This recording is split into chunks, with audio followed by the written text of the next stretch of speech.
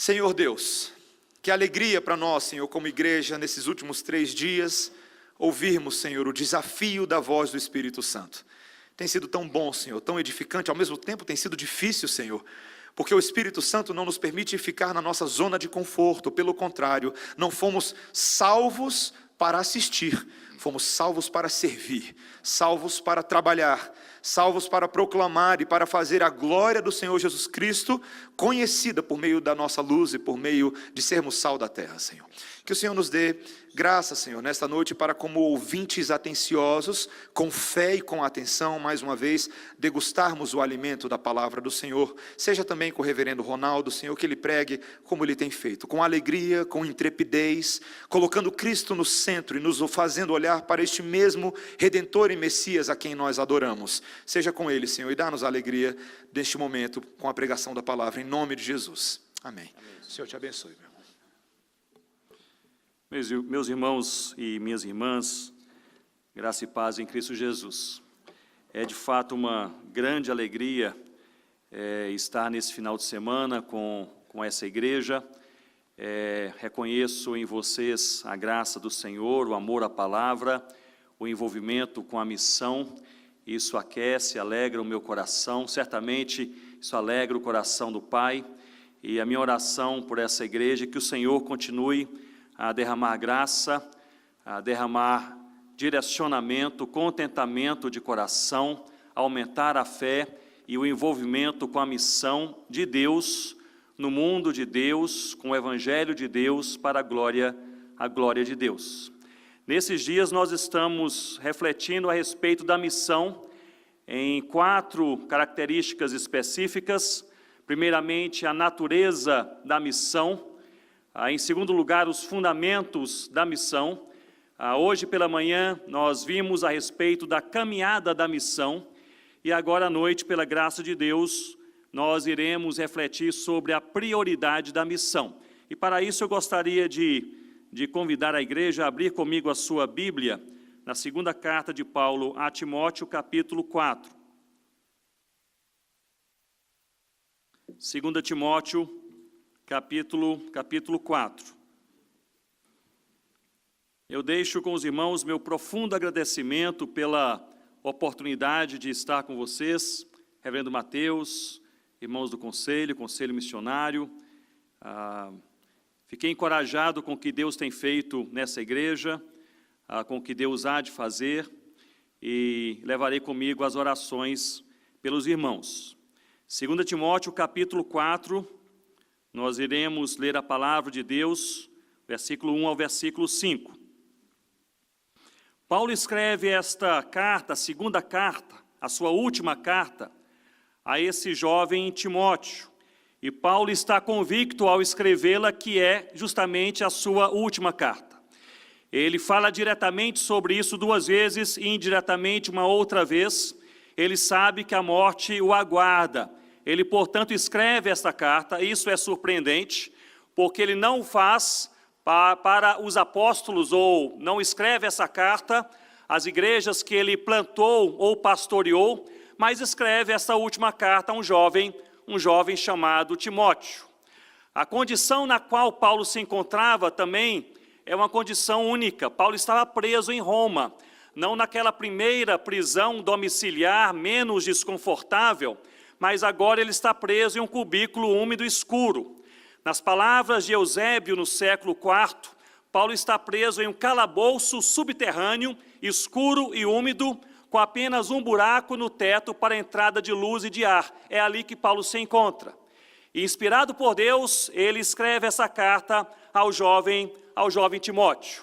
Ele havia se encontrado e conhecido Timóteo em uma cidade chamada Listra. Ali a mãe de Timóteo, a avó de Timóteo conheciam a Deus, o evangelho foi pregado, entrou no coração de Timóteo, transformou aquela vida.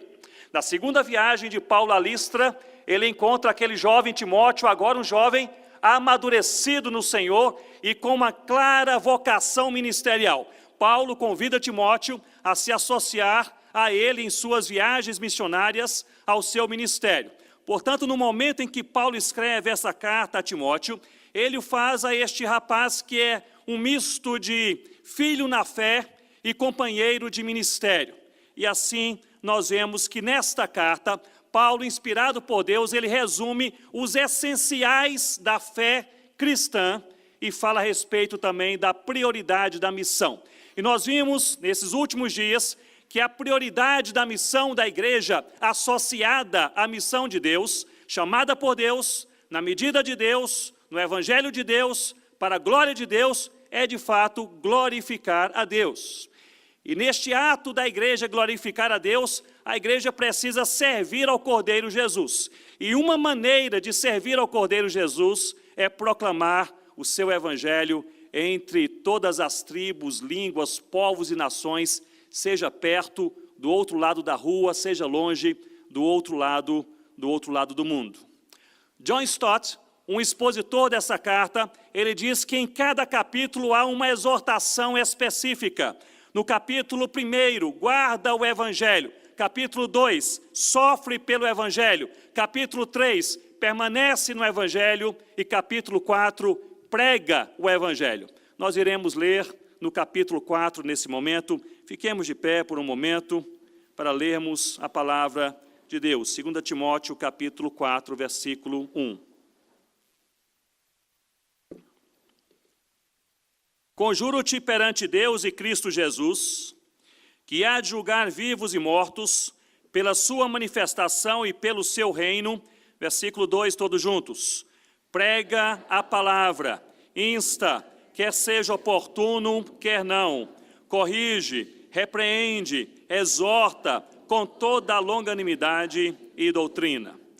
Pois haverá tempo em que não suportarão a sã doutrina, pelo contrário, cercar-se-ão de mestres, segundo as suas próprias cobiças, como que sentindo coceira nos ouvidos. Se recusarão a dar ouvidos à verdade, entregando-se a fábulas. Versículo 5 juntos. Tu, porém, sê sóbrio em todas as coisas, suporta as aflições, faz o trabalho de um evangelista, cumpre cabalmente o teu ministério. Você pode se assentar com a sua Bíblia aberta comigo nesse texto, onde nós encontramos um resumo missiológico de Paulo quanto à pregação da palavra de Deus. E neste resumo missiológico, nós podemos perceber 4 ensinos centrais. O primeiro ensino, que é o ensino que chamaremos de principal, ele se aloja justamente no versículo 2 que nós lemos. E o versículo 2 diz assim: prega a palavra, insta, quer seja oportuno, quer não, repreende, exorta com toda a longanimidade e doutrina. As expressões usadas pelo apóstolo Paulo aqui nesse versículo defendem a pregação da palavra de Deus, que essa pregação ela deve ser imperativa, urgente e bíblica. Imperativa porque o próprio termo grego, o verbo usado para pregar, que é querissô, que tem como raiz o querigma, proclamação, ele está aqui neste modo imperativo. O que Paulo está dizendo a Timóteo, em outras palavras, é que pregar a verdade de Deus não é uma questão de estilo, de preferência, de opção, àqueles que são povo de Deus, mas sim de obediência. Prega a palavra. Aqui esta ação, esse clamor imperativo. Se você é crente no Senhor Jesus, prega a palavra de Deus. Mas Paulo defende que essa pregação da palavra não é apenas imperativa, mas é também urgente. E aqui um texto curioso, aqui nessa porção do versículo 2, em que ele defende, prega a palavra, insta, e ele expõe, quer seja oportuno, quer não. É curioso porque na palavra de Deus, nós sempre somos instruídos a fazer todas as coisas no tempo certo, no tempo oportuno, no tempo conveniente. Até mesmo uma palavra grega cunhada no Novo Testamento, que vem do grego ático, emprestado para o koiné neotestamentário, com respeito a esse tempo propício, oportuno, para que alguma coisa seja feita. É a palavra kairos. E o tempo que não é oportuno, o tempo que é inoportuno ou inconveniente é o akairos. E o que Paulo usa aqui, curiosamente, ele usa as duas palavras. Ele diz, prega a palavra, quer seja oportuno, no kairos de Deus, no momento mais conveniente, quer não. ou seja, no akairos, no momento mesmo mais inconveniente. É interessante porque, no meu entender, há apenas 3 práticas cristãs, 3 atitudes cristãs, as quais nós somos encorajados a exercê-las mesmo fora do tempo oportuno, fora do kairos. A primeira é a oração, a segunda é a santidade, a terceira é a pregação da palavra de Deus. Prega a palavra de Deus, é imperativo, é urgente, no tempo e fora do tempo. Mas é curioso também, quando nós falamos sobre pregar a palavra de Deus, mesmo se for inconveniente, a tendência que nós temos é de pensar que devemos pregar a palavra quando for inconveniente para quem ouve a palavra. Mas parece-me que não é a dinâmica do texto. Paulo está orientando a Timóteo, quer seja oportuno, quer não, para você, Timóteo. Não apenas quando for inconveniente para quem ouve, mas quando for inconveniente para quem prega. Saia da sua zona de conforto e prega a palavra de Deus. Prega a palavra, quer seja oportuno, quer não, mas essa pregação, além de ser uma pregação imperativa, uma pregação urgente, também uma pregação bíblica, pois Paulo ele deixa bem claro quando diz prega o que, irmãos? A palavra, não suas ideias, não pregue a igreja, não pregue os pastores, não pregue seus heróis, não pregue suas ideias, não pregue a sua missão, pregue a palavra de Deus, o evangelho de Deus. Nós vimos nesses dias que o Senhor Jesus é o próprio evangelho. Nós precisamos falar mais de Jesus e menos de nós, mais do evangelho e menos da igreja, exaltar menos nós mesmos, o povo de Deus, e exaltar mais Jesus, o Cordeiro de Deus que tira o pecado do mundo. Prega a palavra de Deus. Quando nós pensamos sobre isso, Paulo ele instrui não apenas que Timóteo e a igreja de Deus deve pregar a palavra de Deus, mas ele descreve como essa pregação deve ocorrer. Ele diz, corrige, repreende, exorta, ou seja, são 2 movimentos de confronto e consolo ao mesmo tempo. É assim que a palavra de Deus é pregada, pois o evangelho de Deus, ele consola, e o evangelho de Deus, ele confronta, e ele o faz ao mesmo tempo. Prega a palavra de Deus, ele cria aqui um embasamento de movimento na pregação da palavra de Deus, quando ele diz, com toda longanimidade, ou seja, extrema paciência e doutrina, a clara explicação dos fundamentos da fé cristã. É assim que se prega a palavra de Deus. Eu creio, meus irmãos, que quando nós olhamos para este apelo do apóstolo Paulo ao jovem Timóteo e de Deus à sua igreja, eu falei nesses dias e repito, torna-se, portanto, injustificável que em nossos dias, depois de 2000 anos de história cristã e 500 anos de reforma protestante, tenhamos ainda mais de 6.000 povos na terra que nada conhecem da palavra de Deus. É injustificável que haja cerca de 1.800 línguas que não têm nada da palavra de Deus em seus idiomas.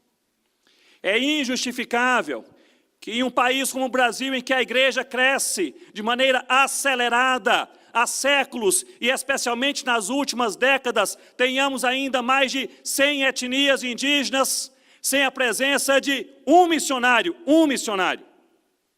É injustificável que haja ainda nesse país, onde há congressos e livros, publicações e pregações, e treinamentos e cursos, haja ainda 10.000 comunidades ribeirinhas, 6.000 comunidades sertanejas, 2.000 comunidades quilombolas, 700.000 ciganos, que pouco ou nada ouviram do evangelho do Senhor Jesus.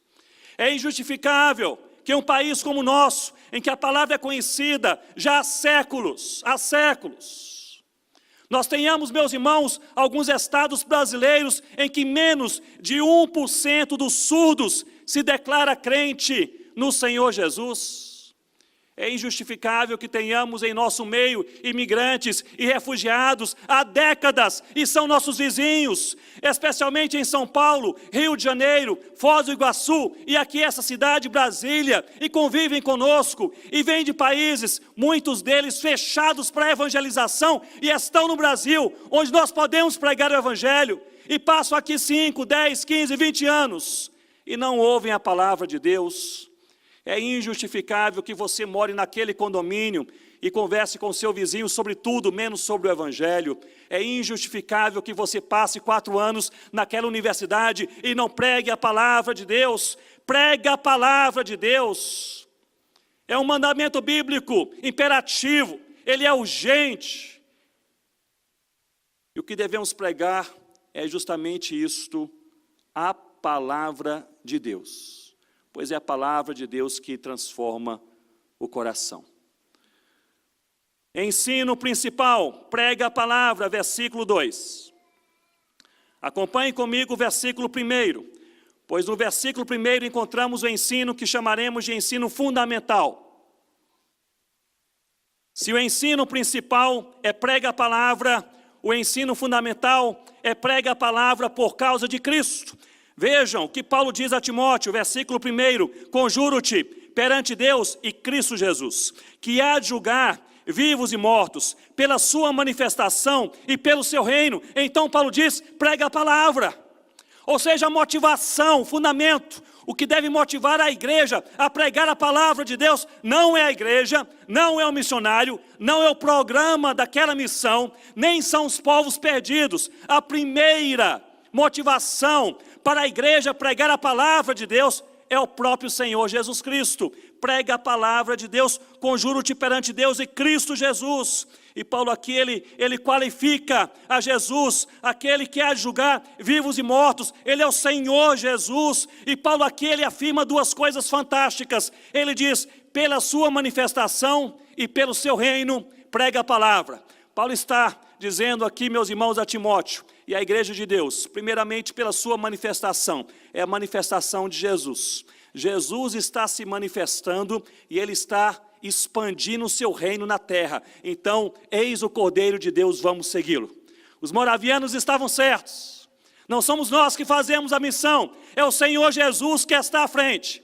Ele é o centro da missão. É na autoridade dele que nós pregamos e vivemos o evangelho. Eis o Cordeiro de Deus, ele está se expandindo, se manifestando em toda a terra. Vamos segui-lo, vamos segui-lo. Portanto, prega a palavra de Deus pela manifestação e pelo reino do Senhor Jesus. É interessante quando nós pensamos a respeito dessa manifestação do Senhor Jesus.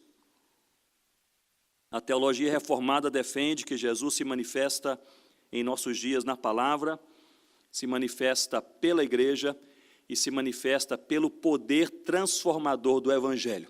Agora olhe bem para mim nesse momento e reflita comigo.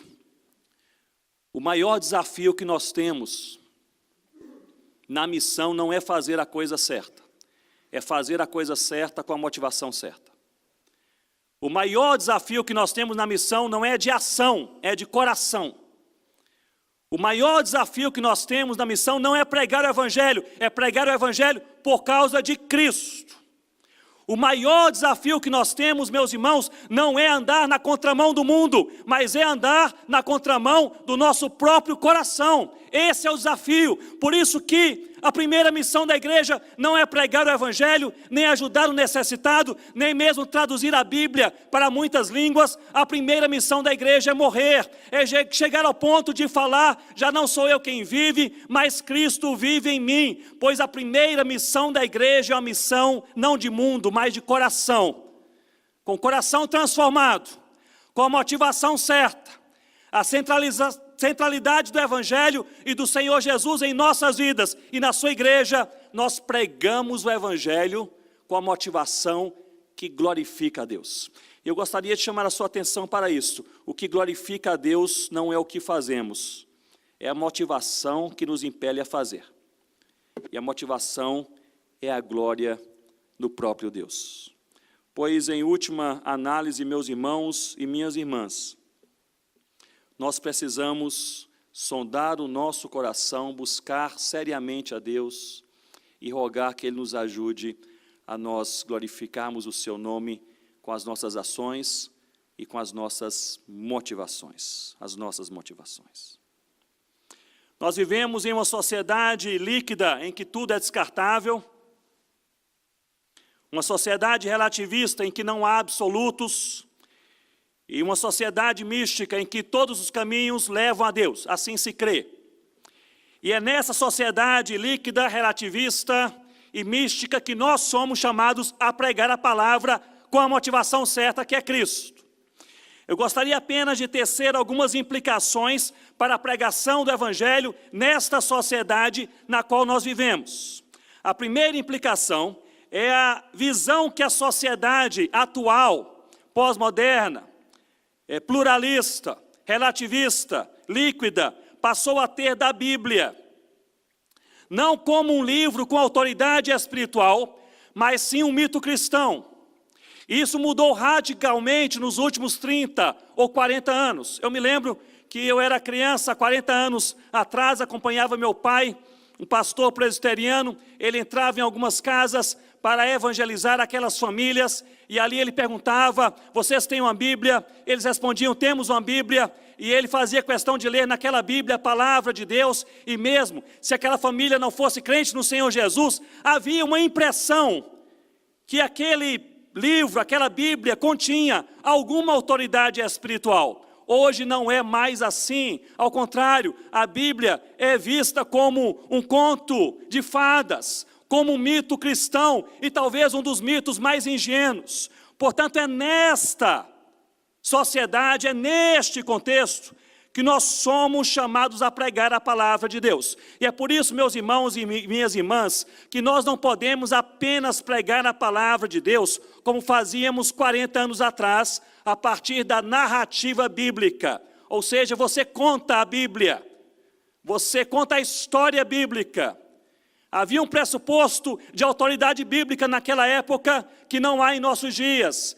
Hoje a evangelização deve ser por meio da narrativa apologética bíblica. Você conta a Bíblia, mas você confronta os ensinos da palavra de Deus com a crença ou a falta de crença daquele que ouve a exposição da verdade. A segunda implicação, com respeito à presente sociedade na qual nós somos chamados a pregar a palavra de Deus, é a atual visão do pecado. Antes da influência pluralista e relativista, especialmente até a década de 40, a sociedade concebia 3 expressões de erro: o erro moral, o erro espiritual e o erro cultural. Hoje reconhece apenas uma expressão de erro, que é o erro moral, como a corrupção, a violência e o assassinato. Mas não crê mais no erro cultural, pois toda diferença deve ser tolerada, e não mais crê no erro espiritual, pois não há verdade absoluta. Portanto, parece-me que o nosso desafio não é apenas contar a história bíblica, mas contar a história bíblica de maneira apologética para esta sociedade pluralista e relativista, reafirmando essas 3 fontes e expressões de pecado, não apenas moral, mas também cultural e espiritual. A terceira implicação de pregarmos a palavra de Deus nessa sociedade em nossos dias refere-se a Cristo.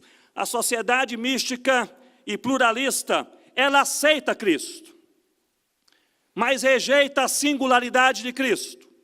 Até mesmo na Europa pós-cristã, se você falar de Jesus no interior da França, será respeitado. Aceita-se Cristo, uma religião, no meio de muitas religiões. O que se rejeita em nossa geração não é Cristo, mas a singularidade de Cristo. Não é pregar a Jesus, mas pregar Jesus como o único caminho. Portanto, essa deve ser a nossa pregação. Não apenas que Jesus é um Senhor, mas é o Senhor. Não é um Salvador, é o único Salvador. Portanto, nós precisamos pregar a palavra apologeticamente, falar sobre o pecado como erro não apenas moral, mas também cultural e espiritual, e enfatizarmos que Jesus Cristo, Ele é o único caminho. Vocês se lembram da palavra exposta ontem à noite sobre os fundamentos da missão?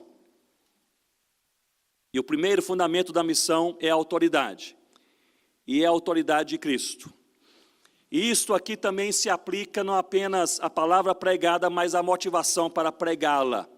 Nós precisamos pregar a palavra de Cristo sabendo que é na autoridade de Cristo que as pessoas ouvem a palavra, o coração se abre, a vida é transformada e algo novo e surpreendente pode acontecer.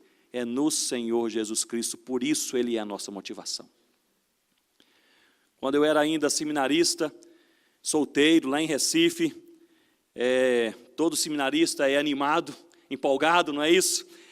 Nós tínhamos que trabalhar em congregações aos fins de semana e me orientaram a trabalhar em uma congregação, em um bairro. Naquela época era um bairro bem difícil, o nome do bairro era Brasília Teimosa, mas mudaram, agora é Brasília Formosa, então mudou o bairro.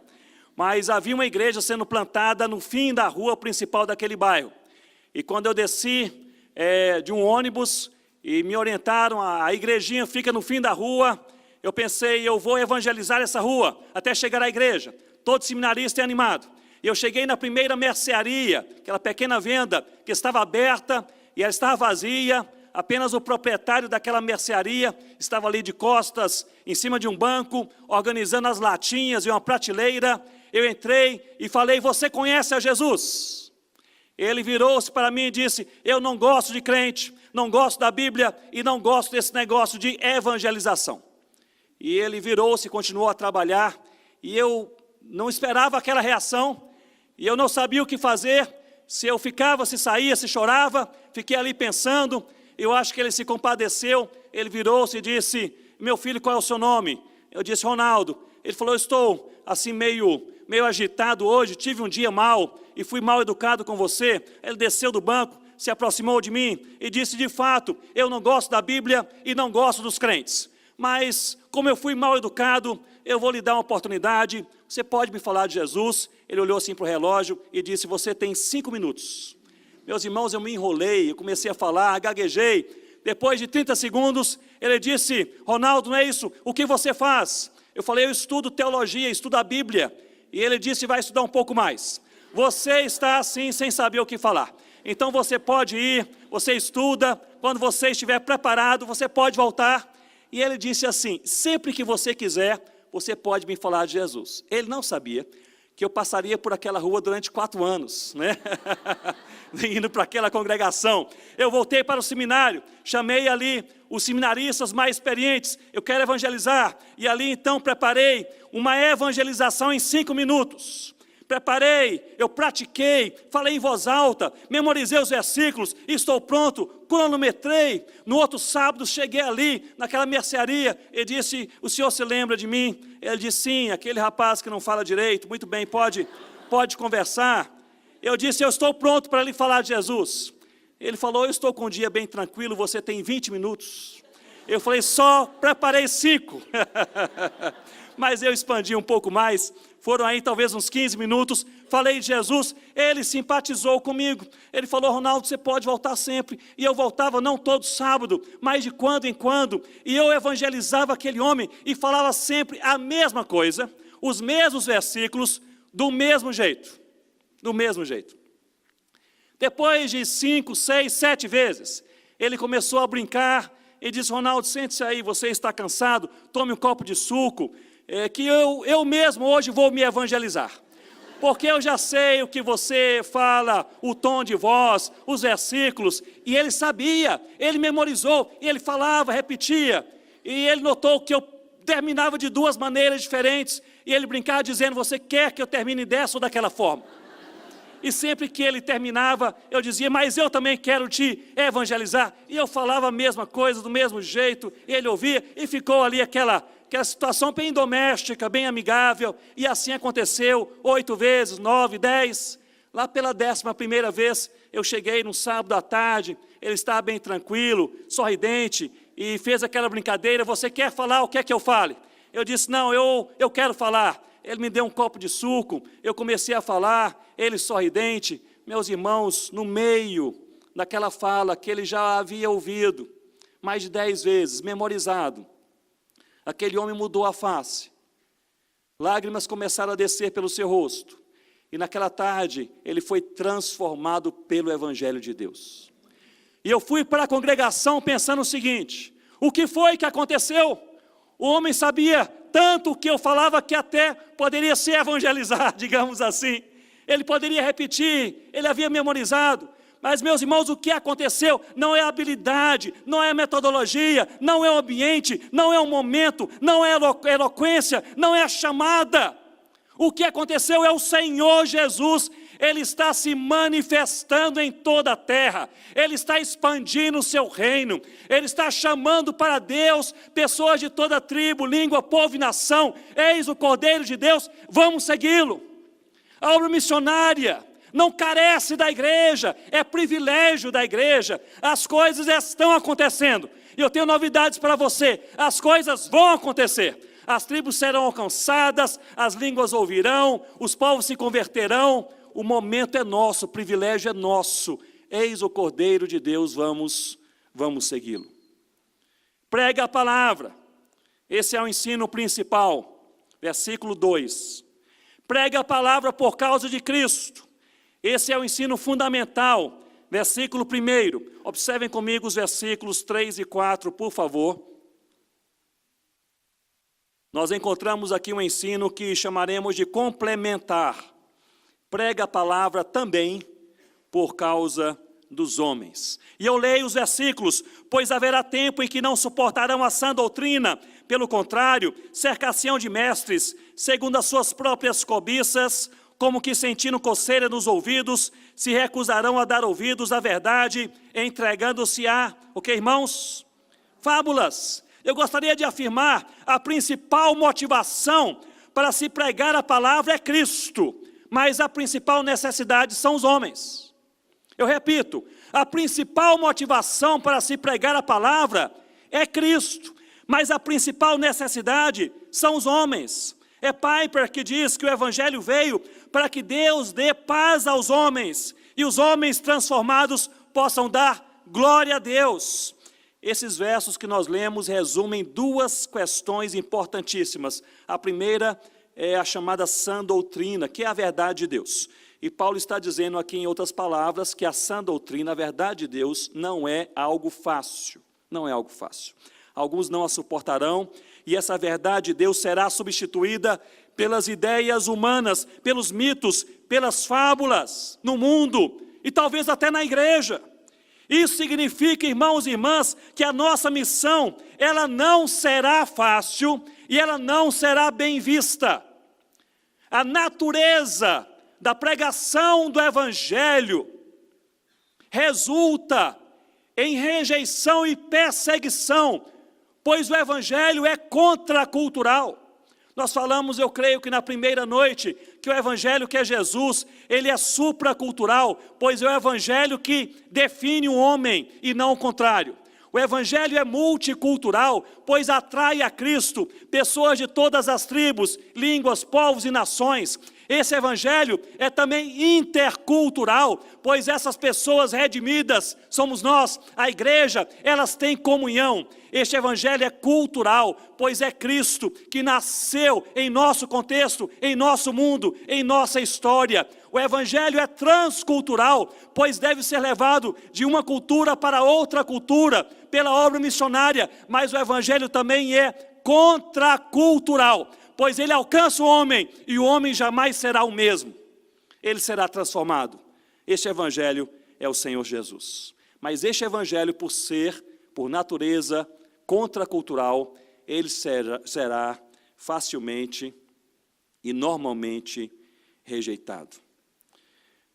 A outra verdade que Paulo estipula para mostrar a dureza do coração do homem é que o motivo de se rejeitar a verdade de Deus não é a ciência, não é a razão, mas é o pecado. E Paulo denomina esse pecado, ele diz que é a cobiça, e que a palavra de Deus gera essa coceira nos ouvidos. Aqui até uma expressão até interessante, para pensarmos assim de maneira mais gráfica. Você já sentiu uma coceira no ouvido sem poder coçar o ouvido?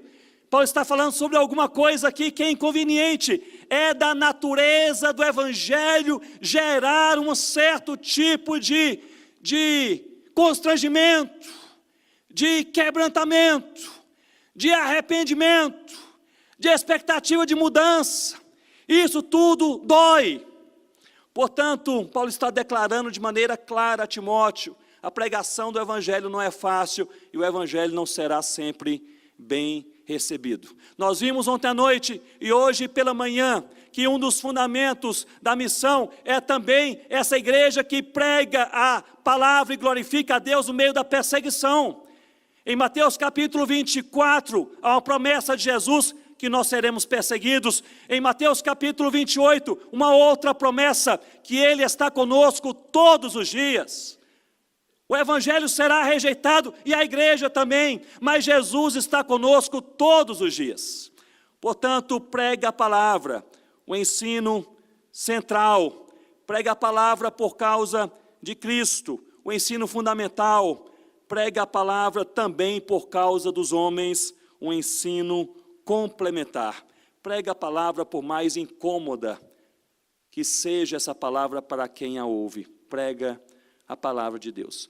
Vocês estão aqui percebendo onde Paulo quer chegar? Paulo quer chegar em um quarto ensino. Se o primeiro ensino ele é central, se o segundo é fundamental, se o terceiro é complementar, o quarto ensino é pessoal. Paulo fala ao coração do jovem Timóteo. Versículo 5, olhe comigo este ensino pessoal. Versículo 5 diz assim, eu gostaria da sua máxima atenção, por favor. Diz, tu, porém, sê sóbrio em todas as coisas, suporta as aflições, faz o trabalho de um evangelista e cumpre cabalmente o teu ministério. Tu, porém, é provavelmente o ensino mais difícil dessa carta. Pois tu, porém, significa seja diferente. Seja diferente.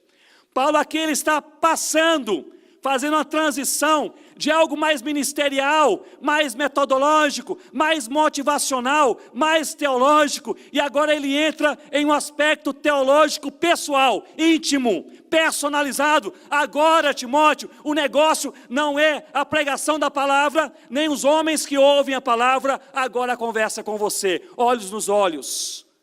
Tu, porém, Timóteo, seja diferente. Paulo está dizendo, em outras palavras, a maioria segue fábulas e não a Bíblia, mas você, Timóteo, você é crente, tu, porém, seja diferente. A maioria só ouve aquilo que lhe satisfaz, mas você, tu, porém, Timóteo, seja diferente. A maioria fecha os ouvidos para as verdades de Deus, mas tu, porém, Timóteo, você é transformado, seja diferente. A maioria não vive aquilo que prega, mas tu, porém, Timóteo, você é crente, seja diferente. Nós podemos aproximar um pouco mais essas verdades e essas exortações. Jovens, a maioria dos namoros são namoros imorais, mas vocês são crentes, sejam diferentes. Casais, adultério é coisa normal, alardeada, até mesmo aplaudida em nossos dias, mas vocês, casais, vocês são transformados pelo sangue do Cordeiro, vocês são crentes, sejam diferentes. Comerciantes, empresários, sonegar imposto está na moda, há diversas maneiras, e até mesmo, muitas vezes, ali é encorajado pelas pessoas e pelos pares, mas vocês são cristãos transformados, sejam diferentes. Irmãos e irmãs, é preciso ser diferente também nas redes sociais, e falar de uma pessoa publicamente, ou criticá-la gratuitamente, sem primeiro no privado confrontá-la na palavra de Deus, tem nome, chama-se maledicência, mas nós somos crentes, sejamos diferentes. Pastores, missionários, vocês pregam a palavra de Deus há 6 meses, há 6 anos, há 40 anos, Procurem viver aquilo que vocês pregam. Sejam diferentes. Meus irmãos, não faz sentido pregar a palavra se primeiro não acontecer o tu, porém. Não faz sentido uma missão sem um coração verdadeiramente quebrantado e transformado por Deus. Não faz sentido programas missionários, férias missionárias, vidas missionárias, uma igreja missionária, uma igreja que pensa, que evangeliza, que prega a palavra, que distribui folhetos, que convida pessoas, que faz encontros nas faculdades, nas universidades, se primeiramente o tu, porém, não encontrar lugar em nosso coração. Tu, porém, Timóteo, tu, porém, Timóteo. E como ser diferente? Paulo, ele descreve a maneira de ser diferente, e ele menciona 4 coisas, eu serei breve, apenas as mencionarei também. Seja diferente, tu, porém, em primeiro lugar, ser sóbrio, ou seja, tenha bom senso, equilíbrio, não seja extremado, não seja radical, não seja complicado, não seja do contra, não fique procurando coisas somente para conflitar. Seja uma pessoa facilitadora, seja uma pessoa amável, seja uma pessoa equilibrada, seja sóbrio. Aqui a sobriedade é o contrário da polarização, da radicalização. Paulo está dizendo a Timóteo, escolha as suas batalhas, não seja um criador de caso, seja uma pessoa que tenha o evangelho no centro da sua vida, seja paciente, seja amoroso, seja longânimo, seja sóbrio, seja sóbrio. Em segundo lugar, suporta as aflições, ou seja, não ceda, suporta, vá até o final, não permita que ninguém o tire do ministério, a não ser o Senhor, a não ser o Senhor. Em terceiro lugar, faça o trabalho de um evangelista, e há 3 possibilidades exegéticas de análise desse texto, nessa frase, faça o trabalho de um evangelista. Eu mencionarei apenas uma, reverendo Mateus irá explicar as outras ao longo dos dias. Mas a primeira que eu vou explicar é aqui, eu entendo como sendo a mais coerente com todo o texto. Paulo estaria dizendo a Timóteo, ele não está dizendo, seja um evangelizador ou evangelize, porque aqui ele está tratando este dom e essa função do evangelista de maneira objetiva. Faça o trabalho de um evangelista. Parece-me que Paulo aqui está contrastando. Timóteo era seu filho na fé. Paulo tinha a expectativa de Timóteo substituí-lo em alguma medida no ministério. Paulo estava aguardando a morte. Timóteo era um jovem, promissor. Paulo era apóstolo. O que Paulo está dizendo a Timóteo, creio eu, é o seguinte: Timóteo, não queira ser um apóstolo, seja aquele de acordo com o que Deus te deu, seja um evangelista. Eu sou apóstolo, você é um evangelista, faça o trabalho de um evangelista. Em outras palavras, faça o seu trabalho, Timóteo, não queira fazer o meu ou de outras pessoas. Vocês se lembram que em Efésios 4:11, Paulo diz que o Senhor Jesus, ele chamou alguns para serem apóstolos, profetas, evangelistas e pastores mestres. Eu creio que Paulo está dizendo a Timóteo, contente-se, alegre-se, em ser e fazer o que Deus chamou para ser e fazer, não queira fazer o que pertence a outras pessoas. Faça o seu trabalho, o trabalho de um evangelista. Em outras palavras, saia da raia de competição com qualquer pessoa. Seja no ministério, seja na igreja, fora da igreja. Saia da raia de competição, faça o seu trabalho. Deus te deu uma vida, uma identidade, uma oportunidade, uma agenda, um relacionamento. Deus lhe deu um dom, cumpra o dom que Deus colocou em suas mãos, com alegria, contentamento. Pare de olhar para as pessoas ao redor, se comparar, competir. Faça o seu trabalho em nome do Senhor Jesus. Faça o trabalho de um evangelista. Enganoso é o nosso coração. Muitas vezes nós entendemos para o que Deus nos chamou, onde Deus nos colocou, mas nosso coração carnal, ele pede competição, dia e noite, competição.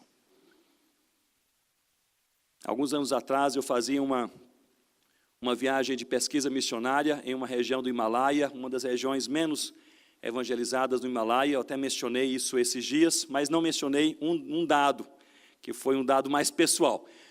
Nessa região, eu ali estava como antropólogo, recebi permissão do governo para fazer uma pesquisa sociocultural. Eu passei por algumas províncias, mas havia uma província mais interiorana que eu tinha interesse de chegar, mas era um pouco mais distante, e o governo não havia dado permissão. Tinha uma pessoa sempre, um guia, sempre ali, indicado pelo governo para me acompanhar, e eu não poderia ir até aquela província. 2 dias antes de voltar para o Brasil, recebi uma notificação dizendo que o governo liberou, se você quiser pode ir até aquela província. E eu perguntei ao meu guia, será que temos tempo? Ele disse, se nós sairmos bem cedinho, dá para ir e para voltar. São 17 quilômetros, é uma região de montanhas, mas se você estiver pronto, nós podemos ir e voltar no mesmo dia, no outro dia pela manhã você pode tomar ali o seu voo. Eu falei, estou pronto. A missionária é treinada para responder, estou pronto, não é isso? Estou pronto. Peguei ali minha mochila, bem leve, naquele dia seguinte, saímos ali 6 horas da manhã, mas eu não contava com algumas coisas. Em primeiro lugar, porque estávamos a mais de 3 mil metros de altitude. E a trilha, 17 quilômetros de altos e baixos nas montanhas, e os cabelos que estão mais grisalhos. E eu estava lembrando de estar pronto para essas aventuras há 10 anos atrás, mas, meus irmãos, depois de 4 quilômetros, eu não aguentava mais. O ar rarefeito, as pernas trêmulas, já se sentiram assim? Os mais jovens talvez não, mas você está caminhando e você não aguenta mais. E eu não voltei por vergonha. E o guia perguntou, dá para caminhar? Eu disse, claro. E nós seguimos um pouco mais. Lá pelo 7º quilômetro, eu estava ali com as pernas bambas, eu olhei para trás e vinha atrás de mim um monge, mas era um monge velhinho, ele andava encurvado, com uma pequena bengala e pés descalços. E no meu coração eu pensei o seguinte, ele não vai me passar. Enganoso é o coração, competitivo é o coração, por natureza, ele não vai me passar. Apertei o passo, e o guia falou, melhorou, eu respondi, melhorei. E comecei a caminhar, meus irmãos, em menos de meia hora, aquele monge passou por mim, ainda deu um sorrisinho cínico e foi à frente. E aí eu desmontei, fiquei ali cansado, sentei ali na beira daquela trilha, um local lindo, dá para ver as montanhas ao longe. E ali eu comecei a pensar, enganoso é o coração.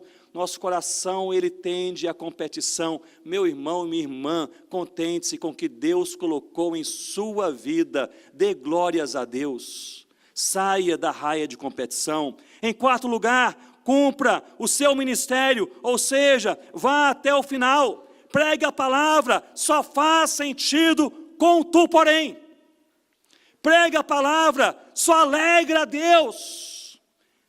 Se essa pregação acontece a partir de corações verdadeiramente quebrantados e motivados pela motivação certa, que não somos nós, nem o relatório do final do mês, nem o aplauso recebido porque você fez muito bem, nem a menção do seu nome pelo pastor da igreja, a motivação é o Senhor Jesus, quem Ele é o Rei dos reis, o Senhor dos senhores, o nosso Salvador, Deus encarnado, o eterno Deus soberano. Jesus é a motivação da nossa vida, é a motivação da igreja. Devemos ir até os confins da terra por causa de Jesus, E eu creio que é quando a igreja, quando experimenta o tu, porém, antes do prega a palavra, ela cumpre a sua missão de glorificar a Deus. Prega a palavra não glorifica a Deus sem o tu, porém. Mas um coração quebrantado que proclama o evangelho dá glórias ao nosso Deus. O ensino central prega a palavra. O ensino fundamental prega por causa de Cristo. O ensino complementar prega também por causa dos homens. E o ensino pessoal prega a palavra guardando o seu coração. Prega a palavra guardando o seu coração em nome do Senhor Jesus.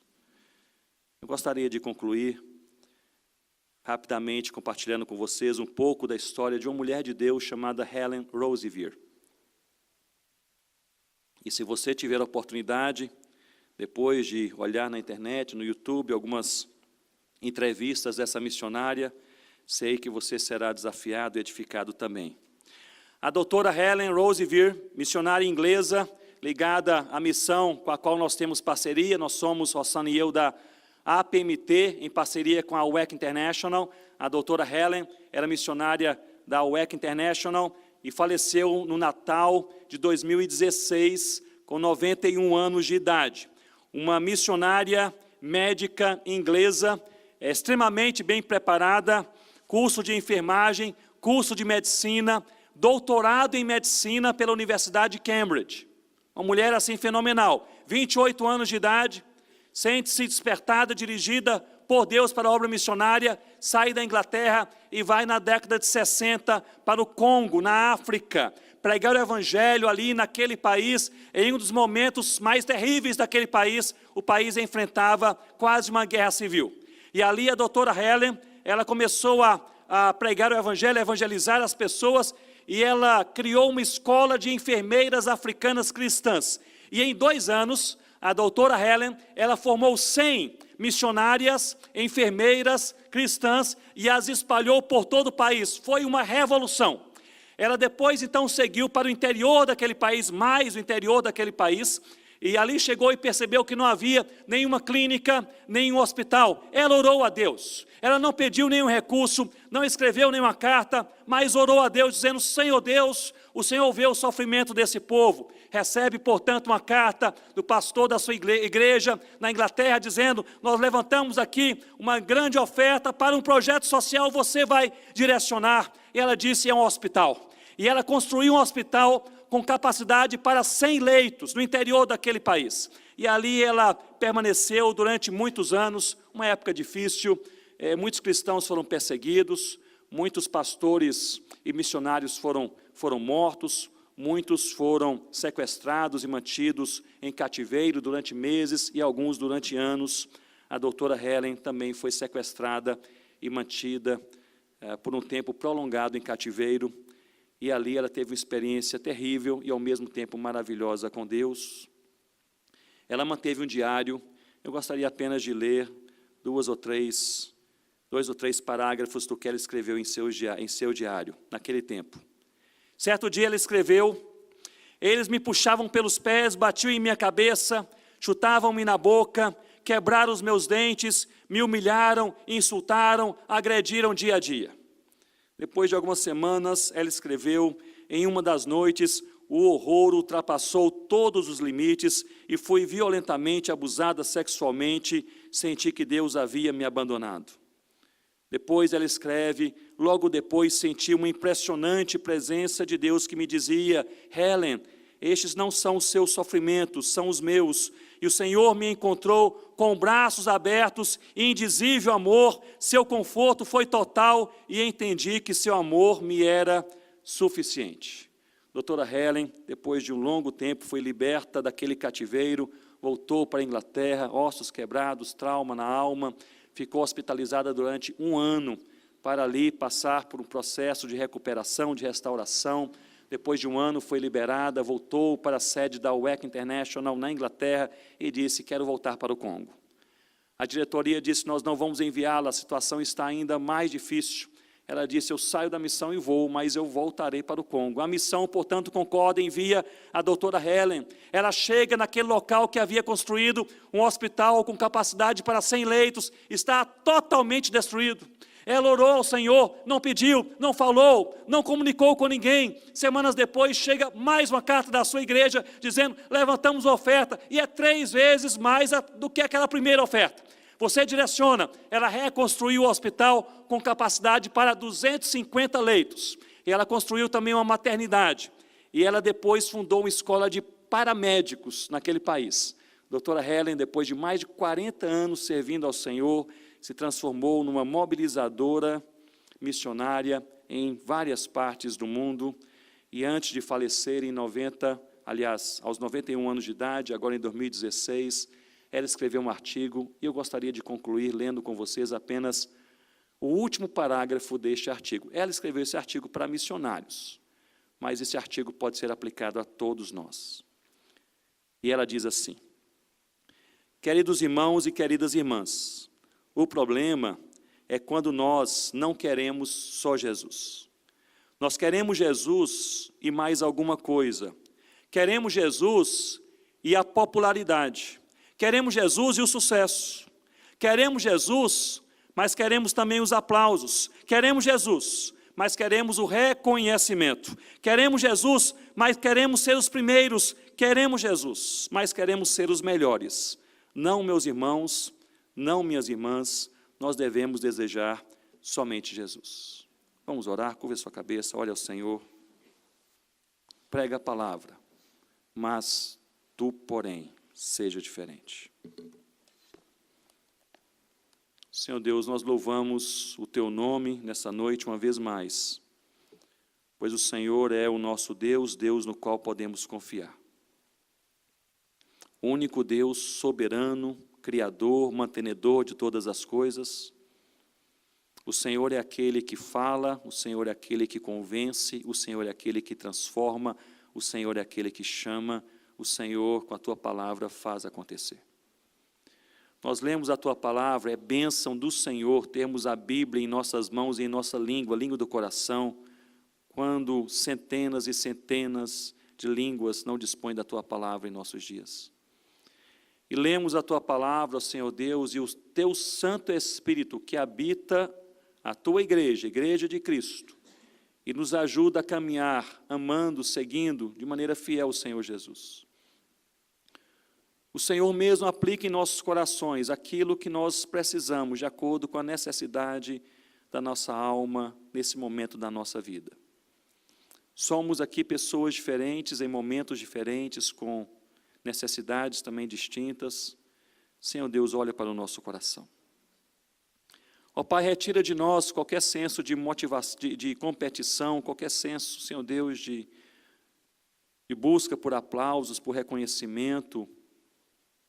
Ó Deus, nós não queremos pregar a palavra para sermos os primeiros, nós não queremos servir ao Senhor para sermos aplaudidos, nós queremos trabalhar para o Senhor, pela motivação do Senhor, que é o Senhor Jesus.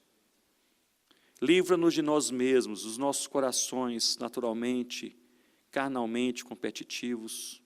Senhor Deus, abençoe as nossas vidas, de maneira que possamos não apenas cumprir a missão, fazendo a missão, mas que possamos cumprir a missão pela motivação bíblica para a missão, e assim glorificar o Teu nome, que o Senhor Jesus seja centro não apenas da pregação, mas centro da nossa vida.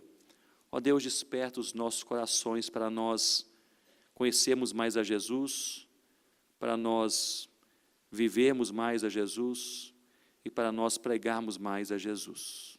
Que seja simples assim a nossa vida. Livra-nos, Senhor Deus, de corrermos atrás do vento. Livra-nos, Senhor Deus, de sermos complicadores, sermos criadores de caso.